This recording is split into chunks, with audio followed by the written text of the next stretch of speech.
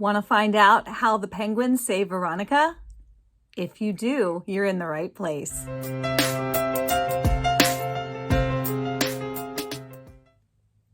Hi everyone, and welcome to Book Talks with Miss Thomas. I'm Miss Thomas, and if you're new here, please subscribe. If you're returning, welcome back. I'm thrilled to have you. I am doing sort of a series. I'm in the middle of quite a few different series right now. I'm doing the, well, I don't know when this will post. So I probably won't get a chance to post this until April, but I'm filming right now and I'm in the middle of Middle Grade March and Mystery Madness. And I'm also doing a series that I've just sort of begun, and I don't know where it'll end, but I'm loving it. And it is the BookTuber who made me read it. So the first one was Kevy made me read it, and I loved The Circular Staircase, recommended by Kevy. And then I did The Noticer, which was recommended by Ariane at Book Zealots. And now I am doing How the Penguins Save Veronica, which was recommended by Jolene at Bookworm Adventure Girl. And I love the booktubers that I'm over here saying, I recommend their book. It's been such a joy to see the different booktubers and to watch their videos and to learn about what books they recommend and what books they like. And I'm even learning a little bit about them personally. So I will sort of share that. I want to share with you how I know Jolene. Now, I learned first about Jolene, I think, through the Eclectic Book Club, which was started by Shelley Swearingen and David Wiley. And in there, I really got to know Alice from Alice and the Giant Bookshelf. And Alice, she is a booktuber, and I'm going to definitely do some books she recommended. I think there's going to be 2. I can't make up my mind. So I might do a video on 2 books she recommended. But Alice has this wonderful cat named Harry, and I have, truffles. So Alice typically comments on my truffles videos when there's a video featuring truffles. And she said in one of her comments, "Oh, I love these videos."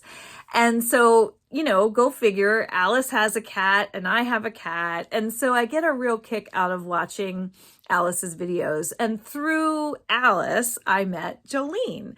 Or really, that's where I started to notice Jolene, was through Alice, because Alice and Jolene from The Hungry Bookworm and Alice and the Giant Bookshelf, Alice and Jolene did this series in December around Christmas. And it was, if you like this movie, you might like this book. And I just thought that was genius. I really thought that was such a cool idea. And the idea of the 2 ladies working together to do such a fun video series, it just hooked me in and it got my attention. And so that's why I started watching Jolene at The Hungry Bookworm, and I'm so glad that I've made her acquaintance, and I get to watch her videos and Alice's videos, and I love being part of this community.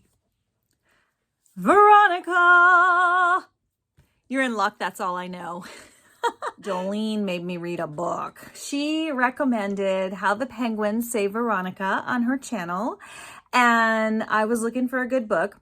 One of the best things about BookTube is getting to know all the different booktubers and learning about all the wonderful new books. Although this one, I guess it's not exactly a new book. It's new to me, How the Penguins Save Veronica.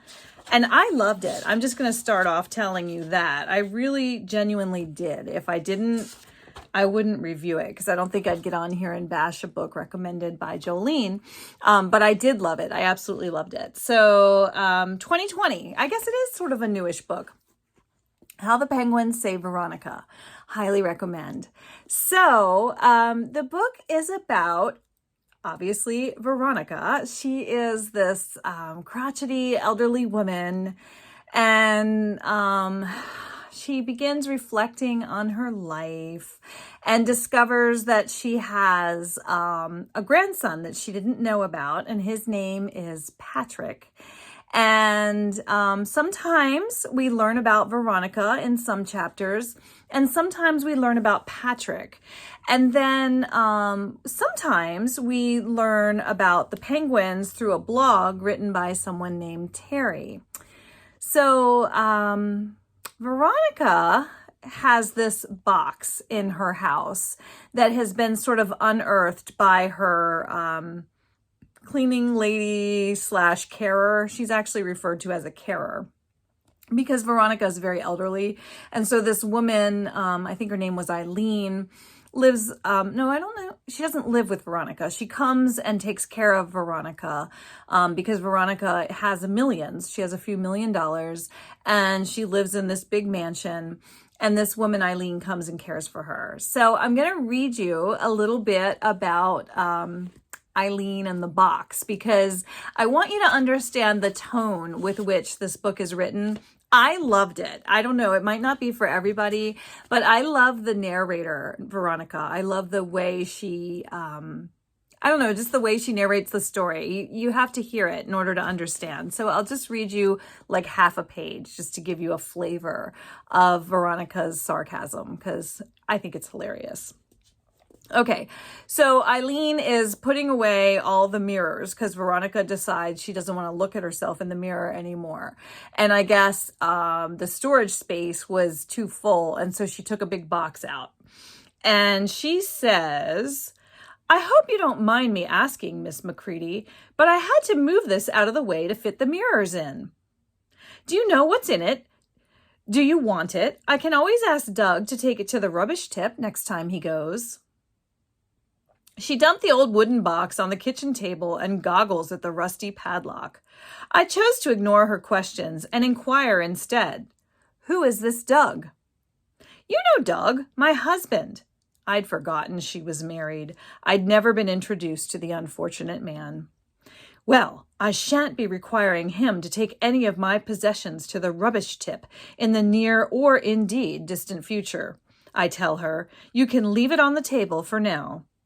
She runs her finger along the top of the box, stroking away a clean trail of dust.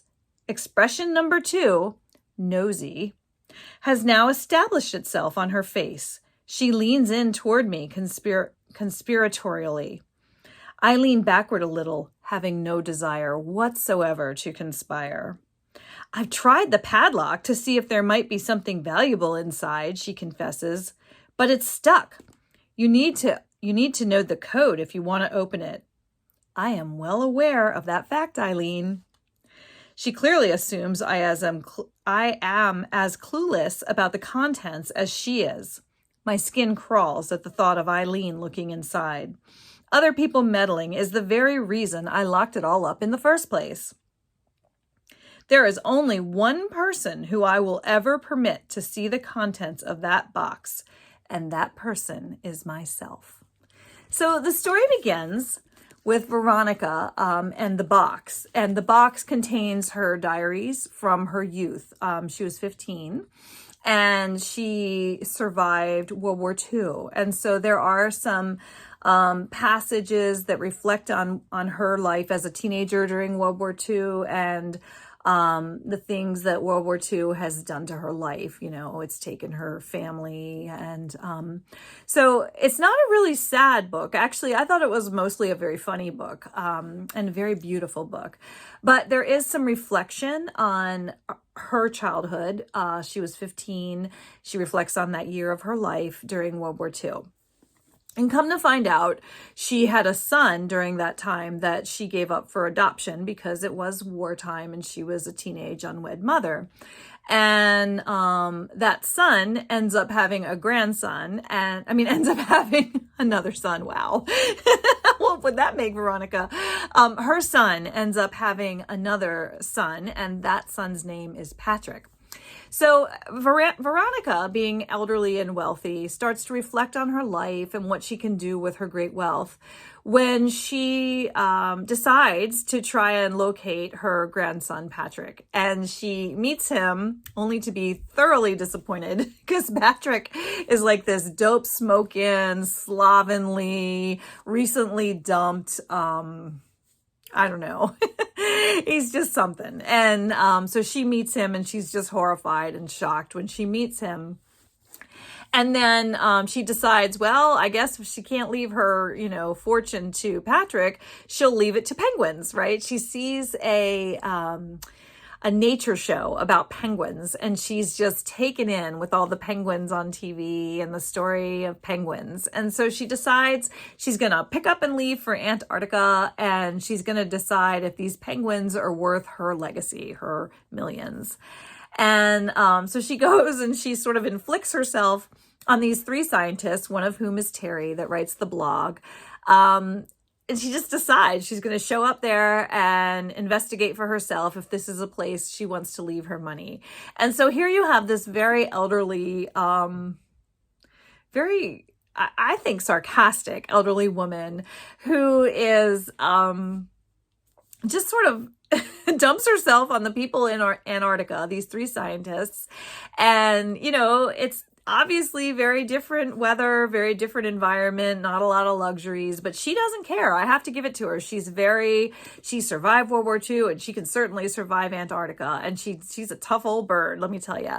I loved Veronica. And then you start to find out about Patrick, the grandson. And it turns out he's not as bad as we originally thought early in the book. And you know that because some passages are narrated by Patrick and some passages are narrated by Veronica. So you really come to love both of the characters, and you really want them to come to love each other. So I won't tell you if they do or if they ever work out their differences, but that was definitely a wonderful part of the book. And the other part was the wonderful descriptions of Antarctica. And she lives in Scotland, and her dry humor. So I definitely highly recommend how the penguins save Veronica. Thank you so much to Jolene for recommending it.